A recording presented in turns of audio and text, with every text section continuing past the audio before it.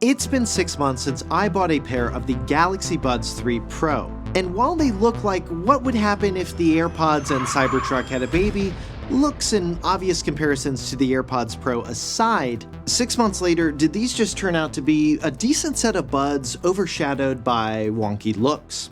The first highlight of these buds is their sound quality. They definitely match what Apple and Google have been able to do with their premium buds. And unlike AirPods, you can actually change the EQ within the buds settings. It's really been key for me to get the most out of them and sound exactly how I want. You can also improve sound quality by using Samsung's proprietary SSC codec similar to Sony's LDAC. With this feature, you'll hear more detail in your music. The only issue I've personally had with these buds is specifically with Apple Music. When you enable Dolby Atmos, which is called Spatial Audio in Apple Music settings, the Atmos tracks sound a bit more compressed, tinny, and just overall not as dynamic as they do on Apple's buds and hardware. I'm not sure whether it's the Buds, Apple Music's Android app. What's odd is regular tracks, they sound great via the Apple Music app on this phone, so not sure what's going on here. If you really want that Atmos effect, you might actually just be better off not turning on spatial audio in Apple Music and flagging 360 audio in the Buds 3 Pro settings, which will make everything feel more spacious. Now, when it comes to noise cancellation, these are good. They're on par with other buds I've tested, like the AirPods Pro. But unlike the AirPods, the algorithms on these, they do let in high-pitched noises. And I noticed this when doing things like clipping my nails or putting silverware in a drawer, kind of really high-pitched metallic sounds where ideally those noises would not be let in and sound as harsh as they do when wearing these buds.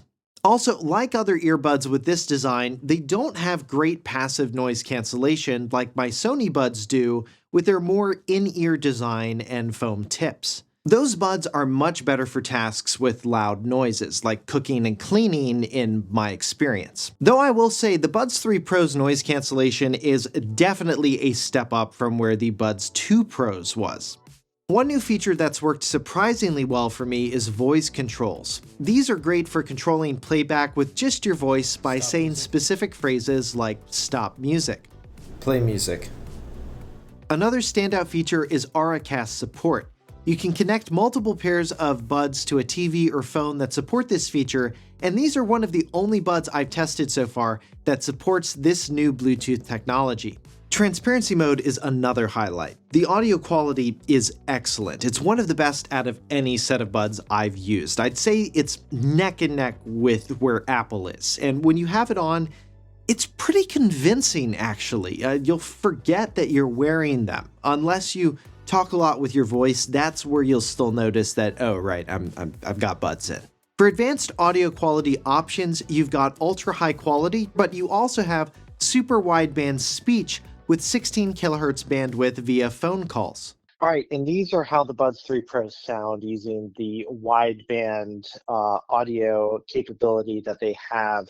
All right, so now I've gone ahead, I'm using the Buds 3 Pro without super wideband on, turn that feature off, and this is what the audio sounds like when recorded via my iPhone. All right, and now back to the Galaxy Buds 3 Pro. This is the super wideband option. Let me know if you heard a difference or not. All right, start of our mic test. These are the Galaxy Buds 3 Pro. This is how their mics sound. All right, and these are the Sony WF-1000 XM5s. This is how their mics sound. And these are the AirPods Pro 2. This is how their mics sound. All right, and these are the Pixel Buds Pro 2. This is how their mics sound. All right, and here are the Buds 3 Pro. This is, again, how their mics sound. Which one did you think was better? Let me know in the comments. Setup with these buds was another highlight and was incredibly easy. They pair right to the phone, and the software update was fast to install, though oddly I wasn't guided through how to use all the controls initially, which was a bit odd, but I might have just initially encountered some bug that has now been fixed. Another highlight is the clever design with the blue and orange markings on the blade tips. This way you can always tell which bud goes in which ear when they're lying down just by seeing those colors. The lighting design for the case is really interesting. You get a red light when they're charging, a yellow light when their battery level is moderate. When you put them into Bluetooth pairing mode, you get so many lights. Like, it's kind of wild and I dig it. Now, speaking of things I dig, usually this is where in the video I tell you about today's sponsor, but this time our sponsor is actually us. We've been working hard on making our site 6monthslater.net even better for you. We've got a new homepage layout which is more mobile friendly and should always have something new for you to check out in our home feed, which features content from us and related content to what we cover, handpicked by us from across the web. And our shop page makes it easy to browse and search for all the products we recommend, plus get links to multiple retailers for easy comparison shopping. And if you like what we do and you want to see your name in our producer credits at the end of our videos, or you just want to say thanks, you can use the Support Us link found in the description. And now, back to the buds. Now let's talk about features I haven't found myself using as much. First up is voice and siren detection. I never end up using these voice detection features because you can't really use them and sing along to your music with the feature on. The siren detection does work, but oddly it picked up this train horn in the distance and it scared the hell out of me when I was listening to some music because I had no idea what this noise was that came through the noise cancellation. It did not sound like an actual train, so I just ended up turning that feature off. Recording 360 sound with these buds for videos is another interesting feature, but also one I haven't found myself using because I don't have a great use case for it. Next up, the blade lights. They're just kind of a gimmick. And the LEDs Samsung used for them are low hertz and have a flicker, which I don't love, but hey, I'm glad they took a risk and added those in. They needed something to differentiate these from AirPods, and the blades definitely do that. Now let's talk downsides. Battery life is a bit of a disappointment compared to competing buds like the Pixel Buds Pro and AirPods Pro 2, which Samsung clearly benchmarked these against. The buds with the case get you 26 hours of battery life with ANC, which is lower than the 30 that you get with both the AirPods Pro 2 and the Pixel Buds Pro 2. The buds themselves get you 6 hours with ANC on, which is in line with the AirPods Pro 2, but below the 8 hours you get with the Pixel Buds Pro 2. Now, the case design has issues too.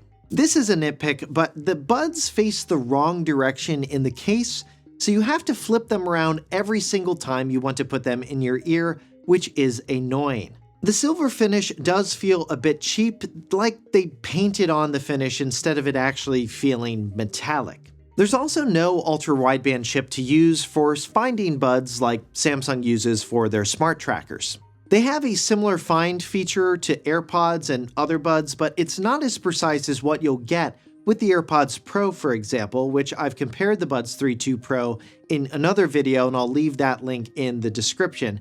Another slight downside is with the tip design. Early versions of the tips easily ripped when removing them, even when you did it correctly, which happened to my unit. Samsung had me ship them back and replace them for me, and they threw in some extras as well, which was nice.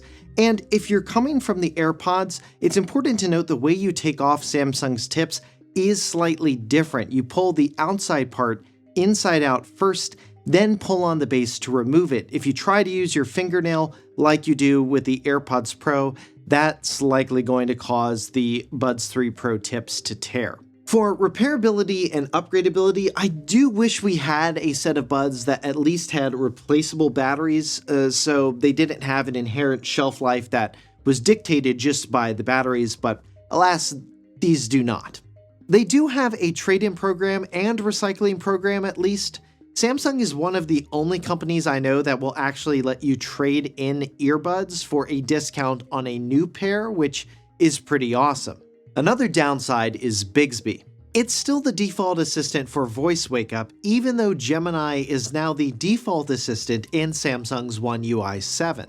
Well, you can change the assistant that triggers when you hold down the stem of one of the buds. Unfortunately, there's no easy way to use a wake word to trigger Google's assistants directly from the buds. So, do I recommend these buds? Yes. They are a great addition to Samsung devices like the new S25 Ultra that I'm reviewing, but I'd really only recommend them if you have a Samsung phone to get all of the features. These won't work with Apple phones, but even with other Android devices like Pixels, features like high-quality audio codecs like Samsung Seamless Codec and Scalable Codec, gaming mode, those features only work with Samsung devices. Other features like real-time language translation and adaptive sound adjustments are as well optimized for only Samsung devices. However, a surprising amount of features like voice commands, those will still work with other Android devices. 6 months later with these buds, I've been pretty happy with them and think anyone in Samsung's ecosystem would enjoy upgrading to them.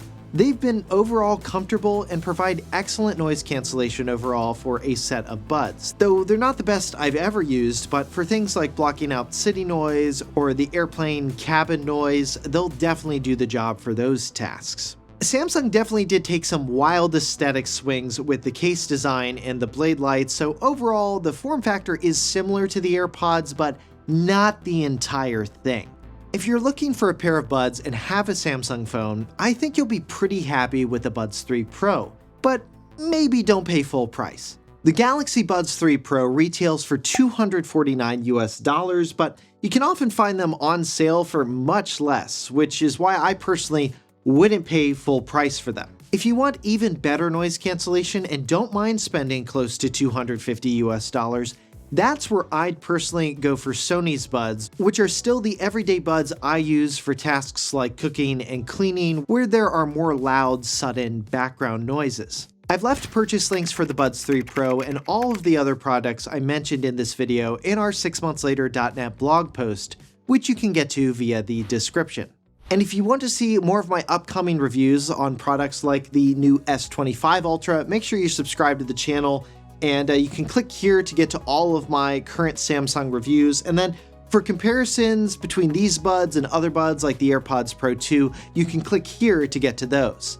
For 6 months later, I'm Josh Tedder. Thanks for watching.